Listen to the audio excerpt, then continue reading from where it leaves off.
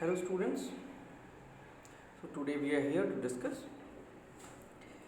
the syllabus of class 9th subject computer, and in this video we will discuss some topics of unit 2. Let's start. The first topic of this unit is the computer memory. Whenever this term comes, we feel familiar with this term, memory. This is very familiar term. As earlier I have told that before assuming anything, just start comparing computer with yourself, because we are also a computer created by the God, created by the Almighty. So when we will compare the natural computer and the artificial computer, so we will get a clear definition, we will get clear idea, we will get some more clarity about all the topics. So it is just like our human brain. Like humans have a brain for each and everything, for each and every storage, for each and every calculation, means whatever the functions we wish to perform, the first of all we use our memory. Same way computer uses computer memory. It is used to store data and instructions. Means we can store data and instruction also. We will discuss later that it stores on temporarily or it stores permanently. This is the topic to discuss later. But here we can discuss that it is used to store data and instructions also. Data is to be processed and instructions required for processing are stored. Means data is to be processed, means whatever data we are going to process just after another execution or anything, that should be stored in the memory. And the instructions, whatever the instructions required to process the data, that is also stored in the computer memory. It is the storage space in computer. So it is used for storage purpose. That's why it is very clear that it is the storage space of the computer. Here we can store whatever the data we wish to store. Okay. It is divided into large number of small parts called cells. And a single memory is divided logically into multiple cells. That cells are known as memory cells. Means a single memory is made of multiple memory cells, and every cell has a unique address. These addresses are very important so that we can identify where data is stored or where we have to store. That's why the addresses are very important. Okay. Now, categorization of memory. So memory is categorized mainly in three categories. The first one is the cache memory, another is the primary memory, and the secondary memory. I think we all are familiar with all these terms, but we will get some more discussion on all these topics so that we can get some new concepts, or we may revise all the things. Okay. Cache memory. Cache memory is the very fastest memory of the computer. It is also known as the semiconductor memory. Means in a single line we can say it is a very fast, high-speed semiconductor memory. It can speed up the CPU. And how it can speed up the CPU? It is, means cache memory is directly accessible by CPU, means central processing unit. Means whatever the data is to be processed and whatever the instructions are to be processed, they are stored in cache memory, so that processor can access those instructions directly. In this way, these cache memories help CPU to be more faster. Okay. It acts as a buffer between the CPU and the main memory. Means the processing speed of main memory is not as much fast as of our central processing unit, as of our processor. So to bring them on a level, cache memory is used. Means whatever the instructions are there in the RAM, in the main memory, in the primary memory, that are being transferred before the execution to the cache memory, so that processor can execute them in a very fast way, in a very fast manner. In a, so this acts like a buffer between CPU and the main memory. Means data and instructions from the main memory is being transferred to the cache memory, and from there it is being executed by the CPU. It is used to hold the parts of data and program which are most frequently used by the CPU. This is the memory which is directly accessible by the central processor unit, means our microprocessor of the computer. That's why it is used to hold the parts of data and programs which are most frequently used by the CPU. It deals with the matter that are being executed by the CPU only. Means it is not used for our common storage, just like our secondary storage. Cache memory is not there for us, means for general purpose storage. It is being used only to help CPU to work as faster as they can. The parts of data and programs are transferred from the disk to cache memory by the operating system. Means how the instructions and data from main memory is being, means how the data and instructions is being transferred from the main memory to the cache memory. Operating system is there. Operating system is there to help them. Okay. Now, what is primary memory? As we know that memory is categorized in three categories: cache memory, primary memory, and secondary memory. So we discussed cache memory. Cache memory is the very high speed semiconductor memory. It acts like the buffer for the CPU, and it can speed up the CPU, means whatever the points were there. So now, what is the use of primary memory and what is primary memory? We will discuss on this slide. It holds only those data and instructions on which the computer is currently working. Means primary memory is there for the present state.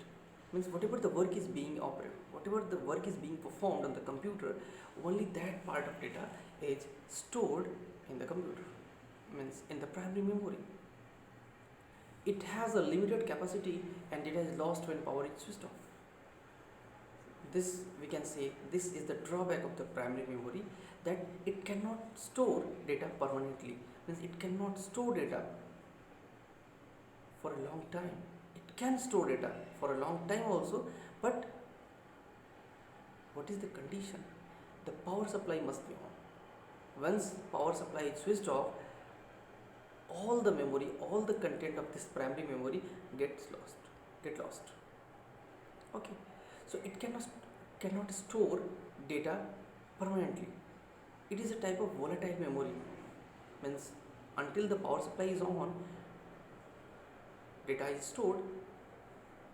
Power is switched off, data lost. It is generally made up of semiconductor devices. It is also made up of semiconductor devices, and cache memory was also developed, means that was also made up by semiconductor. Now, these are not as fast as registers. In our last video class, we discussed registers. Okay, registers were also registers were the part of central processor unit. They are also a type of storage, but they are directly inside the processors and they are there to help the processors. The data and instructions required to be processed resides in the main memory. In the cache memory, we read this line that data is to be processed and instruction to be processed is stored in the cache memory. But before cache memory, all those instructions were where? All those instructions were in the primary memory. That's why this line is also written here. Means the instruction first appears, first being stored in the RAM, and from here it is being transferred to the cache memory, and then from the cache memory it is being executed by the CPU. Okay. Now it is divided into two subcategories. Primary memory is further categorized in two categories. The first one is the RAM, and it is popular as random access memory, and another one is the ROM, that is known as read only memory. Let's see advantages of the main memory, advantage of the primary memory. It is semiconductor memory. It is known as the main memory. Of course, it is the main memory. Usually, it is volatile in the nature. Why it is being said that usually it is volatile in nature? Because whenever we discuss about main memory or primary memory, the single name comes into the mind, that is the RAM. And RAM is volatile in nature. That's why it is written here that primary memory is usually known as the volatile memory. Data is lost in case of power failure. This is the volatile nature. Okay, it is the working memory of the computer. Means without primary memory, without main memory, our computer cannot work. It is faster than secondary memory. A computer cannot run without the primary memory. This point I told earlier. Now we'll discuss random access memory.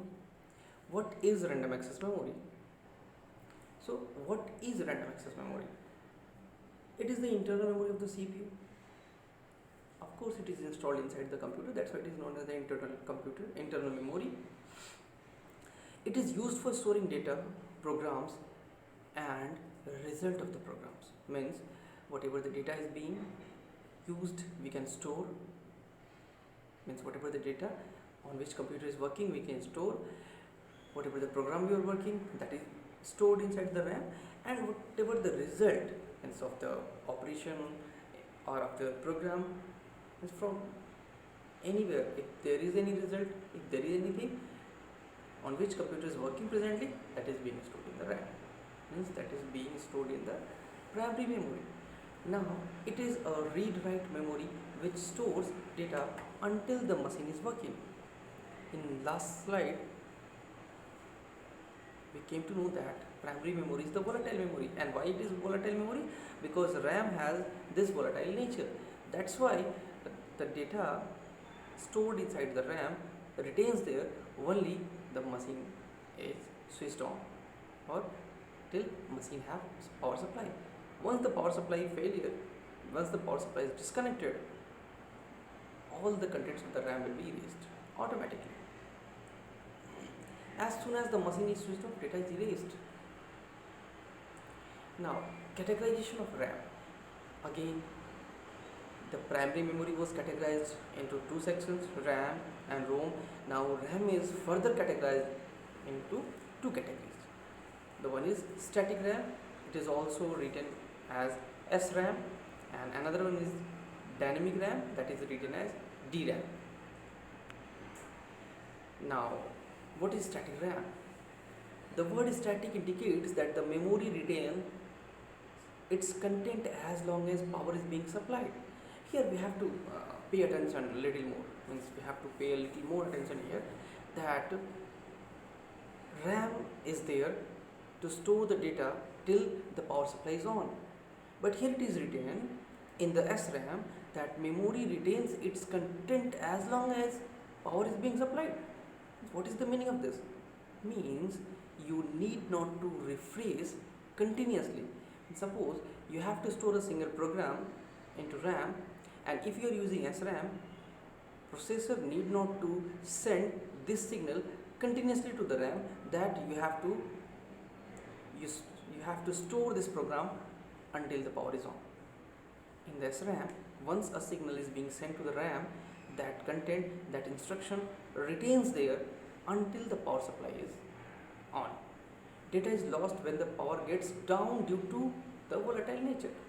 SRAM or DRAM, both will follow this volatile nature, but whatever the first line was saying, it is that means you need not to repeat again and again that this data must be stored in the RAM. Once you have sent the signal, it is the responsibility of SRAM, static RAM, to store that until the power is on. SRAM chips are, means the SRAM static RAMs are made of transistors, and transistors hold the charge till they have power supply on. It will be clear when we will discuss DRAM. Just wait for the transistors do not require power to prevent leakage. Means how the transistor stores data. Transistor stores data in the form of electric charge, and transistors do not leak the current. Means once a charge is being supplied to the transistor, that retains there. Okay, that's why it is written that we need not to repeat, we need not to send the signal again and again to the static RAM for the storage of any data. Okay, that's why written here. So SRAM need not to be refreshed on a regular basis. Refresh means it is a special cycle of the processor. It sends to the RAM, it sends to the primary memory to retain its data, to hold its data. But whenever we use SRAM, it is not required for by processor to send this signal again and again. Means processors are not forced to send refresh signal to the RAM. Manufacturing cost is high because the cost of transistor is high. That's why SRAMs are costlier than DRAM. Now what is DRAM? DRAM stands for dynamic RAM. Okay, unlike static RAM, it must be continuously refreshed in order to maintain the data, because dynamic RAMs are made up of transistors and capacitors. Transistors do not leak the current, but capacitors have the nature to leak the current. Means once a capacitor is charged, it becomes automatically discharged. Maximum of you will be knowing this feature of the capacitor, because you all are also the student of science, and capacitor is the part of physics. So there, I think all of you know this, that capacitors are not capable to store the charge permanently.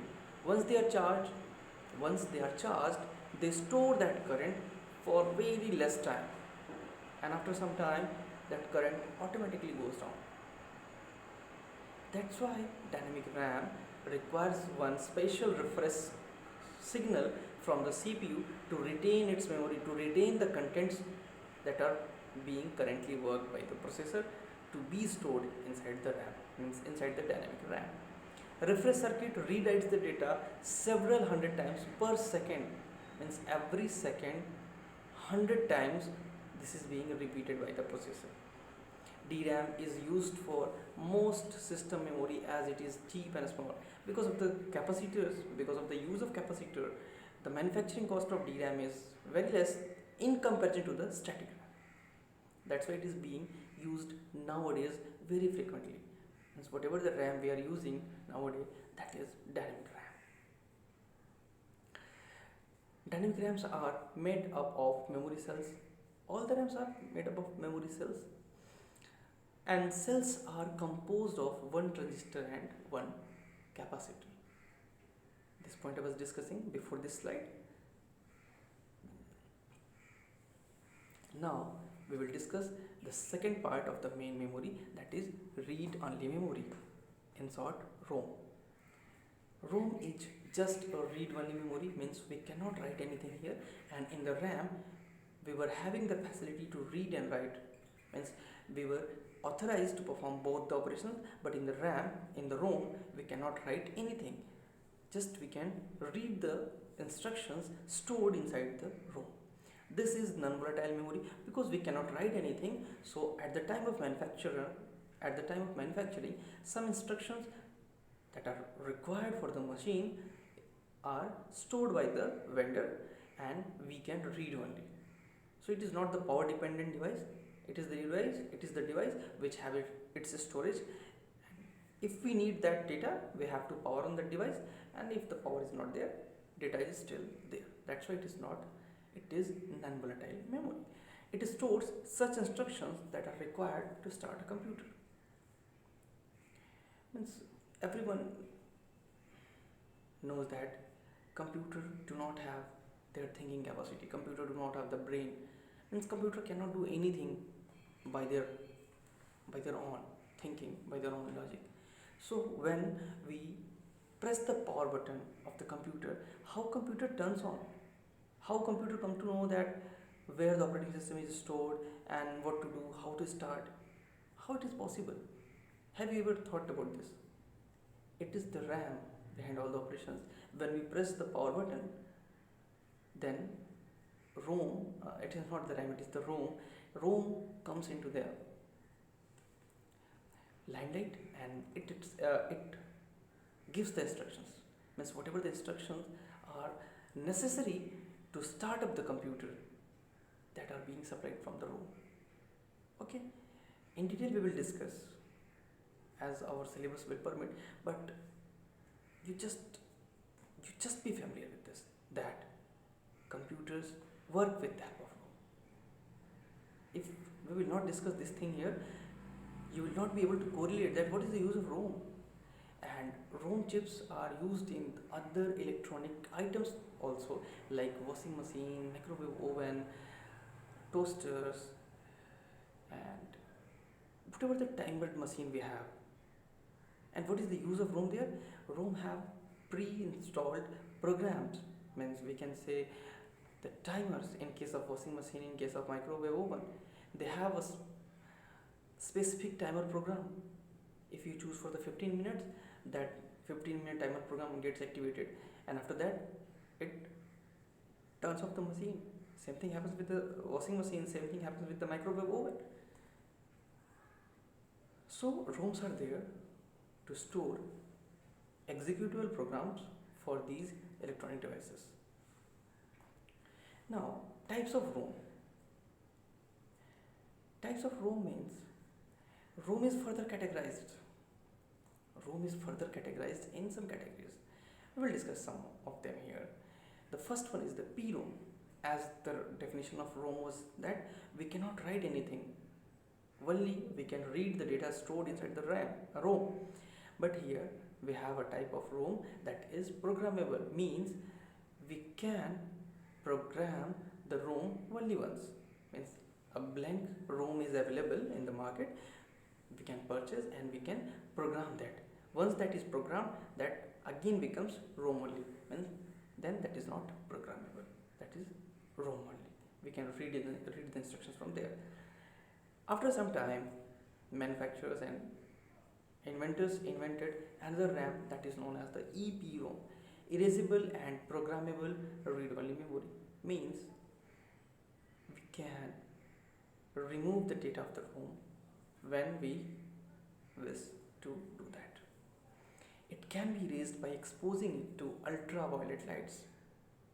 Means there is a special design of the EPROMs which permits ultraviolets to interact with the internal circuits of the ROM, and when these ROMs are exposed to the ultraviolet rays, then ultraviolet rays removes whatever the data is stored inside the ROM, and then again we can reprogram that ROM, and again if we required we can erase with the help of ultraviolet rays. Then after some time, inventors invented another ROM that is EEPROM, electrically erasable and programmable read-only memory. Means here, if we wish to erase the ROM, we need not to expose the ROM to the ultraviolet light, ultraviolet rays. We can erase the ROM with the help of special electrical special electrical circuit. Okay, means just a single electrical signal can erase the ROM, and again ROM becomes programmable ROM. Just one thing, it can be erased and reprogrammed about 10,000 times. Means the life cycle of that electrically erasable programmable ROM is 10,000 times. We can erase and reprogram EEPROM for 10,000. Now, advantages of ROM: it is non-volatile in nature, means whatever the data is stored inside the ROM, that retains there. It cannot be accidentally changed. Although there was programmable ROMs, erasable programmable ROMs, electrically erasable programmable ROMs, but still we cannot erase them accidentally. We need a special circuit, we need a special design to remove them, to erase them. So they are safe in comparison to the primary memory, in comparison to the RAM. They are more reliable than RAMs. Okay. Now, what is secondary memory? The memory was categorized into three sections. First one, the cache memory, then primary memory, and then secondary memory. Primary memory was further categorized into two categories, RAM and ROM. RAM was categorized as static RAM, dynamic RAM. ROM was categorized as programmable ROM, erasable and programmable ROM, electrically erasable and programmable ROM. Now we will discuss secondary memory. What is secondary memory? It is also known as external memory or non-volatile memory. Means it is external or it can be internal also. Okay. It is slower than the main memory, means it is slower than the primary memory, it is slower than the RAM, it is slower than the ROM. Whenever we give a statement that it is slower than the main memory, it means generally we used to compare that device or that thing with the RAM, not with the ROM, because ROM is there just to read only, just to read the instructions, but RAM is there that gives us permission to read and write. So we compare with the RAM only.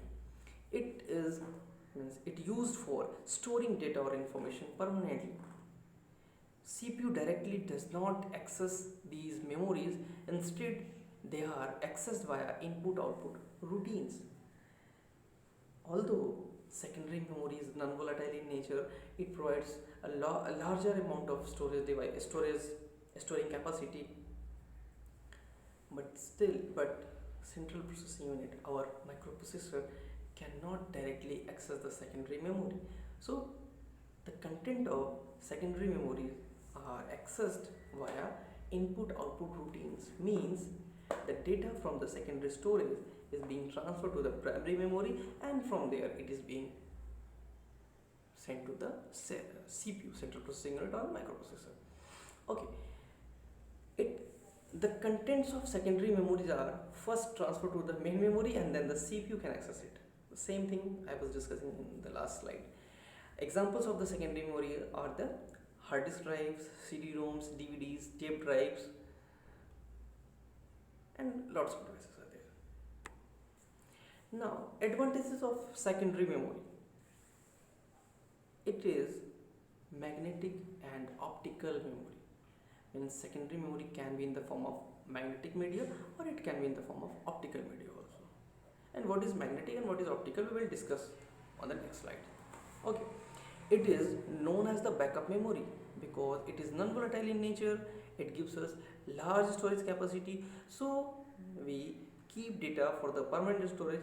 That's why it is also known as the backup memory also. It is non-volatile in nature. It is used for storage of data in the computer. Okay, computer may run without the secondary memory. Means computer cannot run without the primary memory, but computer can run without the secondary memory. There are multiple live operating systems are there. Means we can boot the computer from the CD drive or from the USB drive. We do not require secondary storage every time. We require secondary storage, we require hard drive, we require optical drive when we require to store the data. Okay, it is slower than the primary memories. Types of secondary storage devices. Generally, we will discuss about the secondary storage, that only three types of secondary storage devices are there. The one is magnetic in nature, another is optical in nature, and third one is the flash memory devices. Magnetic storage, optical storage, and the flash memory devices. We will discuss all these 3 points to the next slide. A magnetic storage device. What is magnetic storage device? Most popular type of storage device. Magnetic storage devices are the most popular type of storage devices. An example of this magnetic storage devices are floppy disk drive. It can store up to 1.44 MB of data. Magnetic tape drive. It is used for backup purposes. And magnetic tape drive. All of you have seen the audio cassettes, not CD, audio cassettes. And before, means when the audio cassettes was in fashion, that time the same type of larger cassettes were there. That was known as the VCR cassettes. The same type of cassettes is known as the magnetic tape devices. magnetic tape drives. Those cassettes were also known as the magnetic tape drives. They were using magnetic fields, magnetic tapes, and data is being stored on that magnetic tape. Now, hard disk drive. It is also the type of secondary storage, or inside the secondary storage, it is also the type of magnetic storage media or magnetic storage device. So we will discuss some parts of the hard drives here. This is the hard drive of 3.5 inches. 3.5 inch means this is the hard drive of the laptop.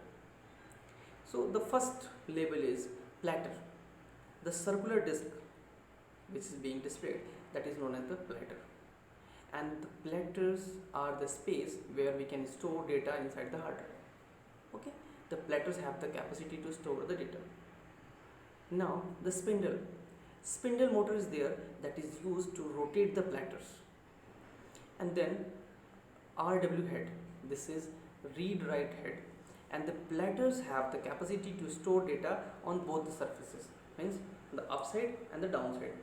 And the read write heads are the heads that are being connected like this, means on the both sides they have read and write heads, and disk rotates like this, and the head axis rotates like this, from up and down, and both surfaces are being accessed at the same time. And in every hard drive, it is not required that they will be having just a single platter, means a hard drive may contain more than one platter. Generally they are having 2 or 3 platters. Okay, now next one is the actuator arm. Actuators are there, they hold the head, they hold read write head, and with the help of actuator arms, the heads are being rotated from up to the down. The platter moves in the circular motion, and on that circular motion, head moves from up to the down. And then actuator axis is there to rotate the actuator, and actuator is there to rotate the support and rotate the read write heads. And then actuator, this is the exact actuator. Here is again a motor is there, and that motor is to help rotate the actuator.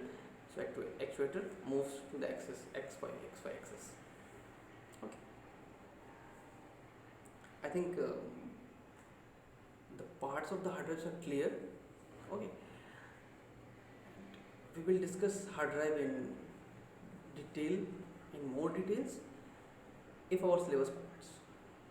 Syllabus is the main condition. If our syllabus permits, we will discuss hard drive in more details, because this is very important to know all the mechanism of hard drive, how this stores data. I think now you can visualize. Suppose the splatter is moving in a circular motion. The platter is moving circular motion. Assume that this is rotating in the clockwise direction, and head is being rotated from up to down, means from spindle to edges of the platter. And this is the way to read and write the data. Hard drives are available in the form of internal storage as well as external storage. Means when hard drive is attached inside the computer for the permanent use, so that is known as the internal hard drive. And when take the example of this figure, this is the hard drive of laptops. So if we wish to use this laptop with the laptops, if we wish to use this hard drive with the laptops, then we have to install this hard drive inside the laptop. So it will be the part of that laptop system, right? Then it is known as the internal hard drive. Means if the hard drive is fitted inside the computer or the laptop, then it becomes internal hard drive. And if this is available for the portable mode, means it is available outside the computer, we can connect whenever we require to store the data, and we can disconnect when we need not. So then it becomes external. So hard drives are available in both the formats, means in both the modes. It can be used in the internal as well as it can be used in the external also. Now optical storage devices. It is also the part of secondary storage devices. In the secondary we were discussing that magnetic media and then optical media. What is optical? It uses laser light for data storage and retrieval. The CD disk, the compact disk, the DVD disk, whatever disk you have seen, that is known as the optical media, optical storage device, optical disk drive. It is also known as the optical disk drive, ODD. optical disk drive. It is also known as optical storage device. So it uses laser light for the data storage and the retrieval of the data. Example of the optical storage are compact disc, CD, that have the capacity to store data up to the 700 MB, and then digital video disc that have the capacity to store data up to 4.27 GB. Then a new invention came into the field of optical storage devices, and that is known as the Blu-ray disc. That is, in short, that is known as the BD, Blu-ray disc, and it have the storage very higher storage capacity than in comparison to the DVD. Means the starting capacity of the Blu-ray disc was the 25 GB. It can be extended to 128 GB to store the data in just a single Blu-ray disc. The size is same. Size of compact disc is same, DVD is same, Blu-ray disc is same. The storing capacity, the storing mechanism. So the size of compact disc, digital video disc and Blu-ray disc are same. Means they have same diameter, same radius, but still they have different storage capacity. How it is possible? This is possible because of the technology. Compact disc and digital video disc, they use red laser to store, means to read and write the data. But Blu-ray disc, as the name is Blu-ray disc, means a Blu-ray is being used. Blu-ray means the blue laser light is being used to store and retrieve data from the Blu-ray disc instead of a red laser. That's why they have the capacity to store more data, higher data than the comparison than the DVD. Okay. Now some shortcuts are there, means some characters are written on the discs. What is the meaning of that? We will discuss here. CDR. Sometimes it is written as CD plus R or CDR simply. It means this is the compact disc that is recordable in nature. Means that is the blank CD disc, blank compact disc. We can program it only once. Means we can write any data only once. Once the data is written in that disk, that again become read-only memory. This also becomes read-only memory. Then we cannot write anything. And the CD-RW or CD plus RW, both have the same meaning. That is for compact disk rewritable. Means we can write the data, and once that data is used, and if that is of no use of us, then we can erase them and we can rewrite the data. We can rewrite new data, or the same data also we can rewrite. But if we are going to write same data, then what was the need to remove that? So we can rewrite. Same thing happens with the DVD-R or DVD plus R. It is digital video disc recordable and DVD-RW means digital video disc rewritable. Now the flash memory device. Last but not the least of the secondary storage device, and this is not magnetic in nature. This is not optical in nature. This is totally different from the optical devices and from the magnetic devices also. So what is this? Pen drives or thumb drive, pen drive, or the flash drive. All are the name of the same device, and that is small portable storage devices connected through the USB port, and it also provides the large capacity of the storage. I mean, we can store large amount of data in these devices also. They are very fast. They are very fast in the nature. Memory card, memory sticks. It is used to store digital information and commonly used in mobile electronic devices. This is also the type of flash memory. Solid state drive. Nowadays, solid state drives are being used inside the hard drives. Means instead of the hard drives. Solid state drives are replacing magnetic devices because of their processing speed. They have very fast processing speed in comparison to the hard disk devices, hard disk drives. It uses integrated circuit assemblies to save data steadily. Means they do not use magnetic field to store the data. They use a different concept. than the magnetic field. So they are very fast in the nature. That's why they are being used as an option for the hard disk drive. So thanks. The remaining portion we will discuss in the next video class.